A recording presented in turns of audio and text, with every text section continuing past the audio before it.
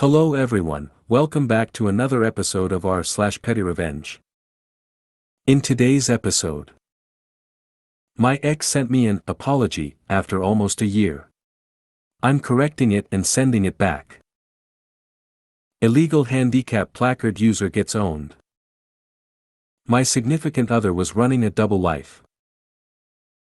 Petty revenge to ensure I won't be late for meetings again. Before we get started, make sure to subscribe so you will never miss a video. So let's get started. My ex sent me an apology after almost a year. I'm correcting it and sending it back. It was one of those half-assed, gotta clear my conscience texts. He literally said he did not care if I just ignored it, lol. He dumped me last year right after I spent a month moving him and helping him get settled in a new city. I had cooked, cleaned, planned things to do, helped him figure out job problems, etc. For an entire month. 2 weeks later, he calls me out of nowhere and breaks up with me. He treated me like sh*t after that, emotionally dumping on me and treating me like a doormat.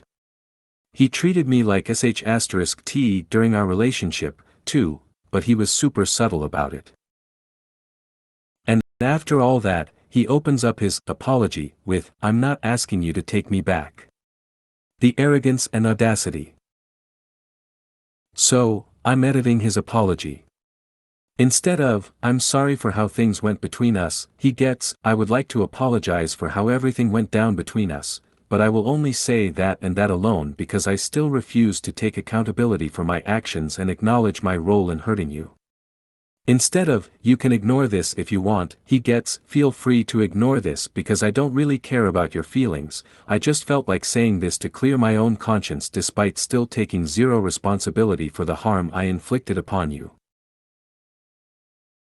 I wrote the whole thing like that.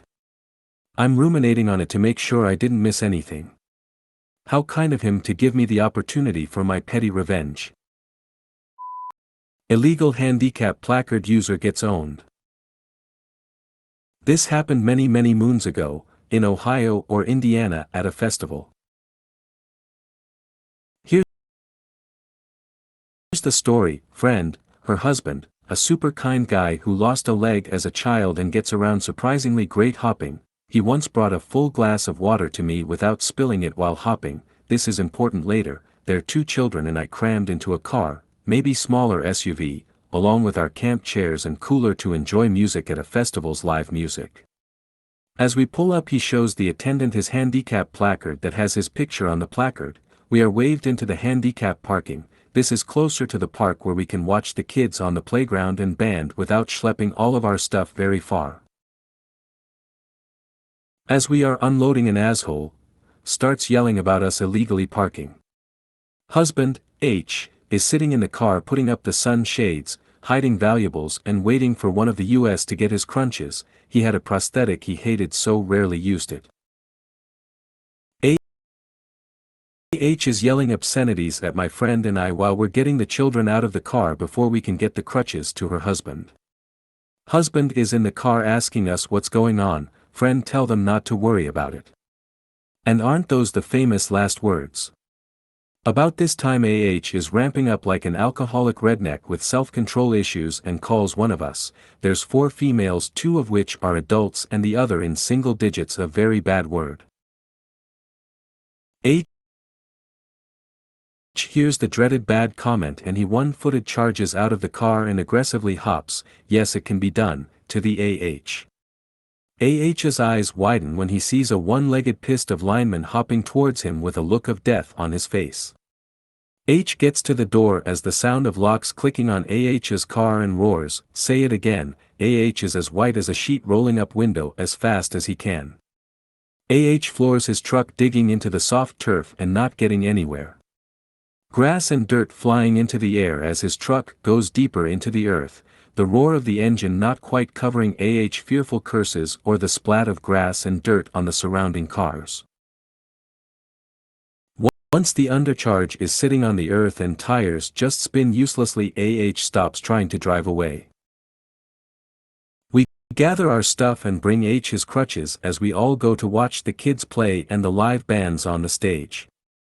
A few hours later we schlep all of our stuff plus the cranky exhausted children who are also insisting on being carried back to the car to see AH's truck is still buried in the earth with tickets on the windshield and the evil red/orange tow sticker on the driver's window. This is the icing on the cake. H and father owned a tow company and H was tasked with towing AH out of the park. H didn't offer a drop fee, and AH had to watch the one-legged linebacker hop around, pull his truck out, then had to deal with him again at the shop to pay tow fees, that is after AH had all the proper paperwork and receipts for the town, county, and state tickets that were issued.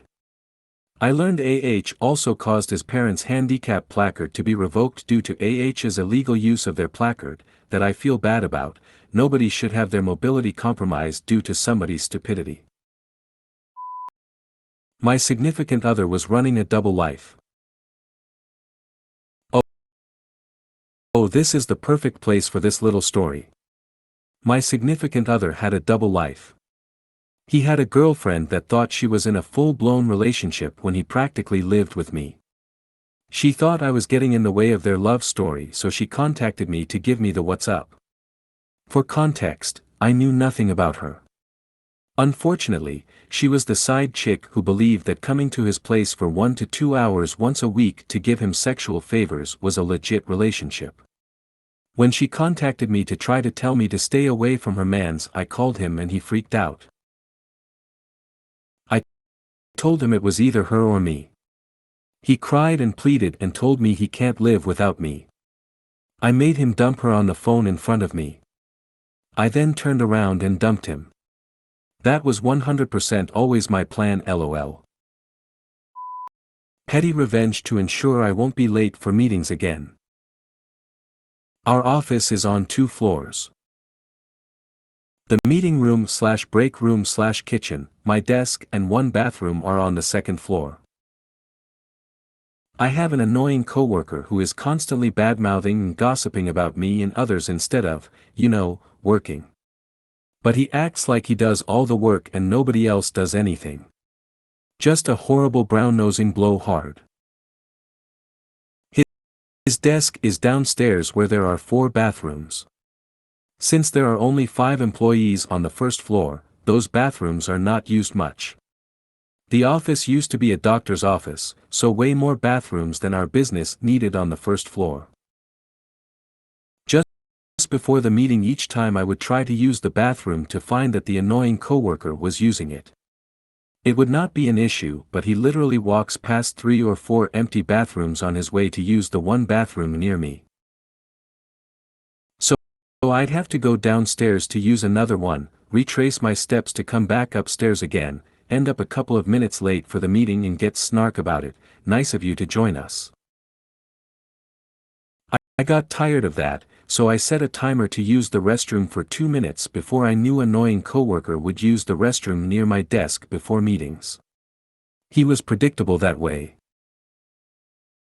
So he would walk past 3 or 4 empty bathrooms to go upstairs to use the one near the meeting room and find it occupied every time. He never caught on that I was doing it on purpose. If you made it to the end of the video, thanks for watching. Don't forget to like, subscribe and share, and we will see you in the next video.